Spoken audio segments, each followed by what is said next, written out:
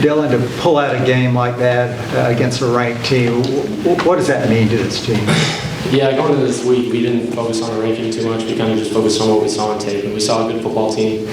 They were probably deservedly ranked 14th. They played some good football this year. They played good football last year. And, it was definitely good to pull out a win, as ugly as it was defensively for us.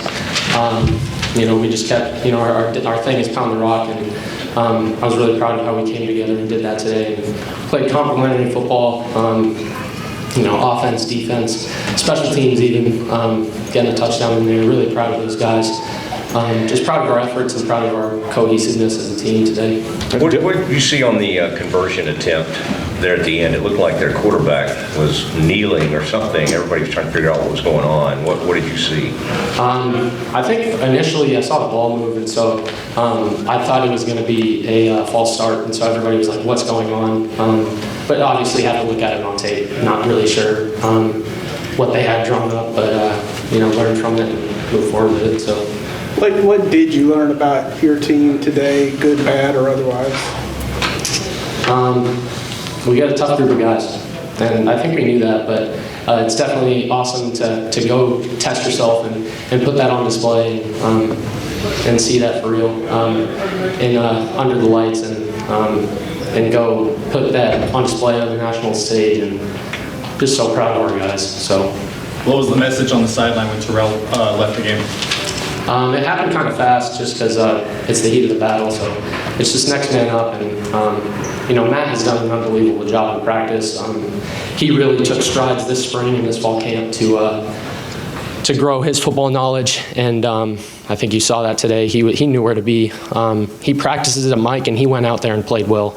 And that's an unbelievable job. Like, that's a testament to that kid's character, his focus on ball,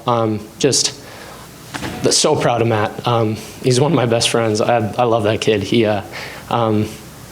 I remember this fall we talked about why we play football, and he's from Odessa Permian, so he's like, it's all I know. I just love football. I love the game, and I think you saw that today. He just loves going out there and making tackles, and I love that kid, so it was cool. It seemed like you guys changed a lot of looks for Purdy today so that he was never really comfortable. He could lock in on his progressions or get comfortable. What was that kind of the plan coming in, or did it just kind of evolve that way today? Yeah, I think anybody in the football world knows we like to bring pressure. That's kind of our identity. So, just switching up the looks for them was good.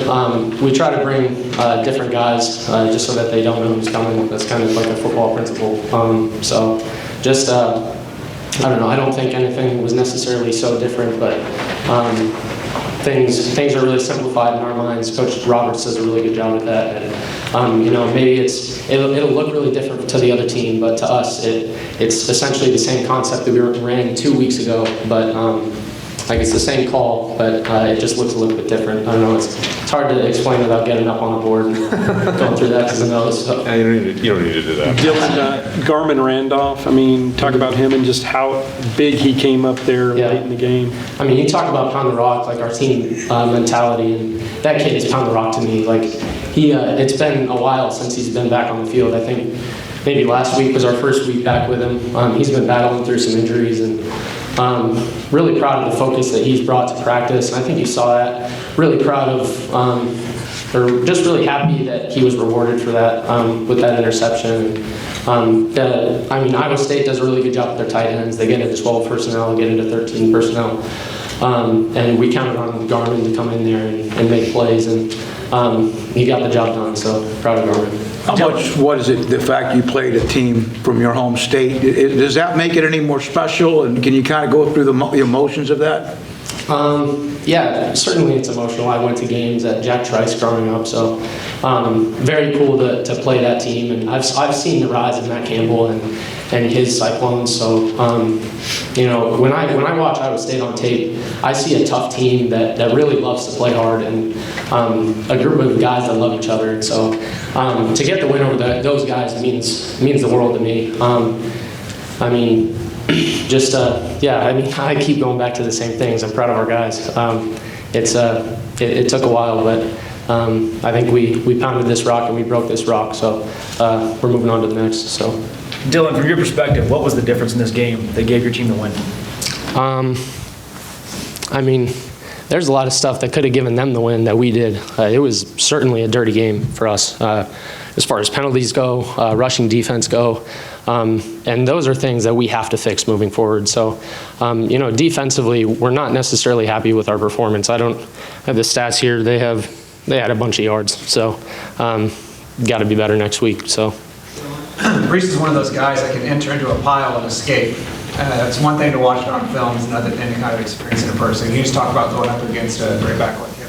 How y'all think y'all did executing your plan today? Yeah, I mean, I think Brees gets a lot of media attention for the player that he is. He is a great player, but I've been more impressed with the person that he is. You tackle him, you make a play, and he gets up and he's like, "Hey, nice play, 5." And I'm like, how does he do that?